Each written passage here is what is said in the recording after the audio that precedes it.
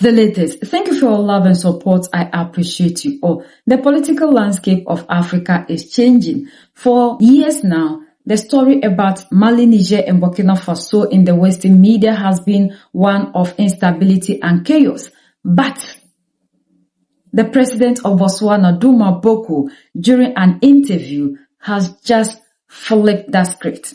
Duma Boko didn't just offer diplomatic support. He defended the leaders in Mali, Niger, and Burkina Faso and said that the birth of Mali, Niger, and Burkina Faso leaders is as a result of a weak system, weak leadership. That the leaders in Mali, Niger, and Burkina Faso are there to make sure they protect their citizens. That to be a good student of the West means that allowing these people to come into your continent to be taking the resources. So because the leaders in Mali, Niger, and Burkina Faso are not allowing them, they have to brand them in a way. And that these people are never here in the interest of Africa, but to make sure they continue to be taking the resources. Duma Boko went ahead and said this is the kind of leadership that we need in Africa. People that will prioritize their own citizens over the West. That we are open for business. We can do business with these people, but it must be on our own terms. It must protect and benefit the people. Yet this relationship with France hasn't done so well in recent years, specifically if we look at the Sahel countries, Mali, Burkina Faso, Niger. What do you think of that? Well, exactly the point I've made. If you allow others to come in and you don't yourself protect your interests and the interests of your people, a large chunk of the blame must fall on you. And now there has emerged in the Sahel region a new breed of leaders that have prioritized the interests of their countries and of their region and ultimately of Africa. And so they've made demands. They've reconfigured the landscape. And it is something that is commendable. Well, the African countries must amongst themselves address their own challenges. Some of them legacies of the colonial period. Even the way the infrastructure is laid out, it was never to connect African countries. It was to evacuate raw material from Africa. So any routes lead to ports out of Africa. So we need now increasingly to connect amongst ourselves. If you looked at air transportation in Africa, in certain instances, if you take, if you want to move from Luanda in Angola, for instance, to Maputo in Mozambique, you have to travel all the way to Addis in order to come back. Yeah. And it takes several hours, sometimes even days, when you could do a 1-hour flight. So we need to address some of these so that our people are more interconnected and there's a free and efficient flow of goods and services within Africa. And so that doesn't need any external influence or prodding. It is Africa that must deal with it, and the African Union, and the regional trade blocs, SADC, COMESA, and the East African Community. So we need to strengthen these so that they can collaborate, and then we will achieve this. So Africa Plus is basically a bonus. Africa must, before it coexists, Africa must exist. Okay. And Africa exists by strengthening the binds and bonds that keep us together and that define us as the continent of Africa. That's critical. Okay. So for your country then specifically in this summit, are you coming in with the mindset to sign some deals, some trade agreements with perhaps France? Well, we're looking for agreements, for partnerships with companies, the private sector. The private sector is involved in the main in finding solutions. So they identify problems, they find solutions to these problems, they develop these solutions, they protect their intellectual property in these solutions. And so if we have these problems that require the solutions that they have, we have to engage with them, engage with a view to ensuring that they internalize their intellectual property they deploy in our countries, in Africa, and that we are then able to address the pressing problems from within and get our people involved. And in the process, there must also be a skills transfer. And we will also engage if there's any need to invest in research alongside the private sector. We will do so in order to have these durable solutions to problems that we face on a daily basis. Okay, so let's talk about, because we've been actually reading some reports that France is nuclear energy group Uranium is looking to sign some deals and invest in Botswana for uranium. Could you tell us if that's one of the agreements that you're looking at and how far that project is? Well, the way things work is that we've been issuing, and this has been going on for years, decades now, prospecting and mining licenses to companies, mining houses from wherever they came, if they were interested in investing and they were willing to operate within the laws. So this French company, Uranium, has actually been given. It's not something that starts now. They already hold prospecting licenses. And we anticipate that they will do the drilling, the prospecting, establish the different quantities of deposit of uranium, and then they will get to the next stage of extraction. And extraction for a number of reasons and or to address a number of challenges. The first is power. With uranium, we can have modular nuclear reactors that generate power. And the cleanest and the cheapest form of energy is exactly that. So we're looking to have that. That will re-energize, catalyze our economy, because we can then establish hyperscale data centers within Botswana. We can then become more than energy sufficient. We become a net exporter of power to the neighboring countries where there's a huge deficit. So these collaborations, partnerships with Orano or any other foreign investment entity that would like to operate in Botswana are most welcome. Yeah. And so we are looking to strengthen, we are looking to speed up the process so that they can get to extraction, we can then get to developing nuclear reactors, generate power, have it cheap, spread it, because the coverage now in Botswana is about 76%. So there's a sizable part of the population that is still not covered. So we want to cover the whole country, and everybody must have access. And do you have some timelines for that, for this nuclear project? Well, we're looking to have everything up and running within the next 1.5 years. Really. Okay. Yeah. All right. So let's talk about Africa-France relationships. What do you make of that relationship at the moment? Because it's been criticized by some. Some may see that even this summit is probably a diplomatic attempt by France to start looking east of Africa, southern of Africa. Well, here's how things work in the real world. Every country, every power looks out for its own interests. And every African country must also understand this reality. And African countries must look out for their own interests, and collectively as the continent, we must look out for the interests of the continent. Mm-hmm. And so when we step out to engage with any country, any power, we must do so from the vantage point of understanding what our strategic imperatives are. And when we get to the negotiating table, we must pursue vigorously these initiatives. What has tended to happen in the past is that the previous leaders on the African continent have cut deals that are not so beneficial to their countries and to the continent. That was a failure of leadership, a monumental failure.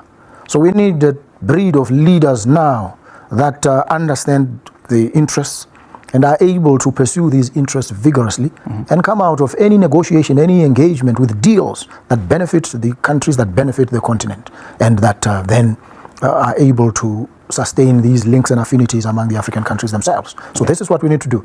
Rather than lament what others have exacted from Africa with the complicity of Africans, we need now to understand what it is that we also must exact from the world. What do we want the world to perceive us as? And yet this relationship with France hasn't done so well in recent years, specifically if we look at the Sahel countries, Mali, Burkina Faso, Niger. What do you think of that? Well, exactly the point I've made. If you allow others to come in and you don't yourself protect your interests and the interests of your people, a large chunk of the blame must fall on you.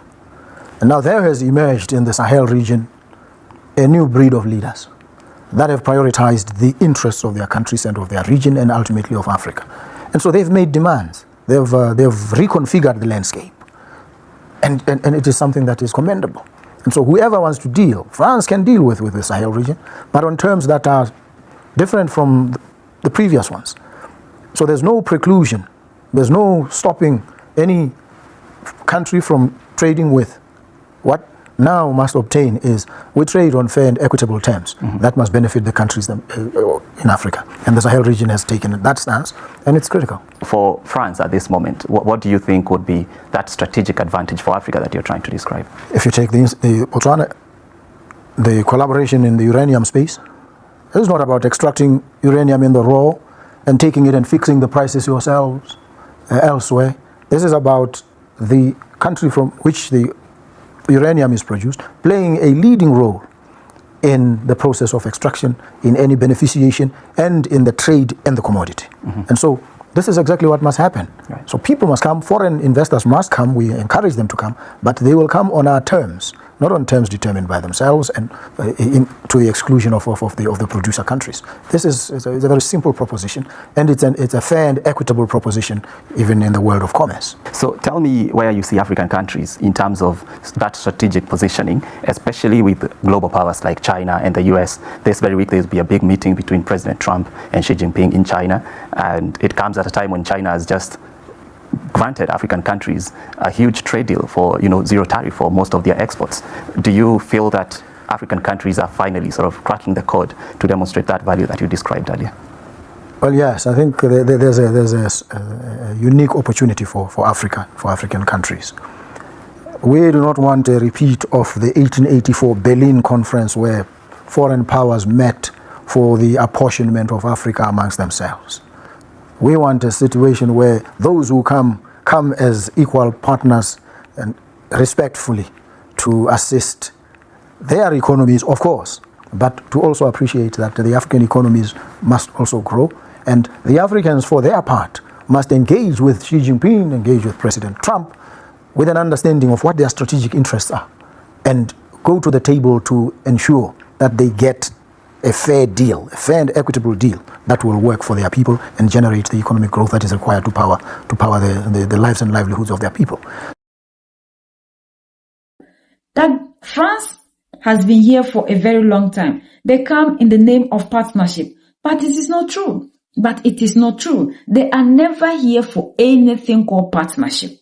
They are here for their own interests.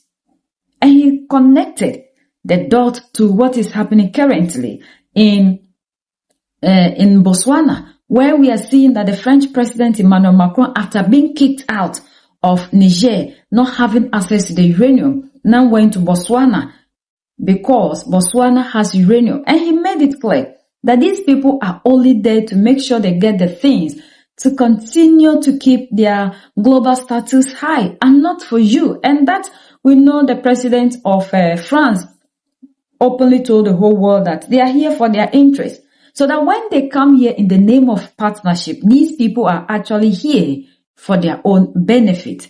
And the hypocrisy is very high, where we see that he claimed he's in Botswana for partnership, yet Boko is telling us the real reason to which Emmanuel Macron is in Botswana, for their own gain.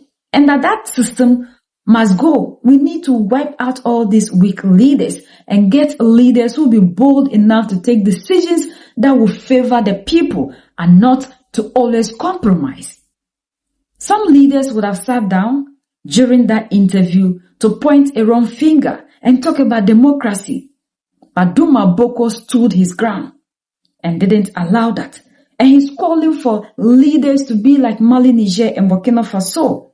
We should all stand up for our people. How do we sit here and the prices of our goods, the prices of our resources are determined by Brussels, Paris, while we, the owners, do not have a say? The railways that they claim they have built are not to connect cities, but to move directly from the mining site to the port. So all the infrastructure that they claim they have given to the African is not for our benefit. They have never done anything for us. So the colonial legacy of France in Africa and any of these people who ever came in contact with us and colonized us was never for us to build ourselves. They created a system of dependency that we should continue to depend on them. And Boko is talking about we're breaking away from that. We should be able to determine the fate of our own things and not to sit here for them to decide what they think is right for us. And I hope as Duma Boko is making these bold claims, he will be firm in taking decisions. That is what the youth today are calling for. Leadership. Because we've seen that the current leadership that we have in Africa is too weak. Our leaders like the president of Sierra Leone, ECOWAS chairperson, said they protect borders. And the wife came out and said, if you don't do their bit, they'll turn your country into chaos. So do we have to sit here and say because we do not want them to turn the country into chaos, we will continue to allow them to be taking the resources while we suffer? Because the moment you decide to do the right thing by not allowing them, they start tagging you like they're doing to the leaders in Mali, Niger, and Burkina Faso. So the system of governance is not the problem. The problem of these people is African leaders who are not doing their bid, like being good students, are the ones they go after, like the stories and the narratives that they give concerning the leaders in Mali, Niger, and Burkina Faso. And we have our leaders sitting down and admitting to that fact. But this time, we have seen an African leader who is bold to look these people in the eye and tell them the truth. They are here for their interests. And that we need to have strong leaders to break away from that chain where we can sit and decide the fate of our own selves. We are the only ones that can set ourselves free. United we stand, divided we fall. And united we keep standing forever and ever. The greatest enemy of the African is mental slavery. So let's decolonize ourselves from mental slavery. Let's keep sharing to educate our brothers and sisters. Together we'll make Africa great for ourselves and the next generations that are going to come. So that's the latest around the world, in Africa, Southern Africa, and in Botswana.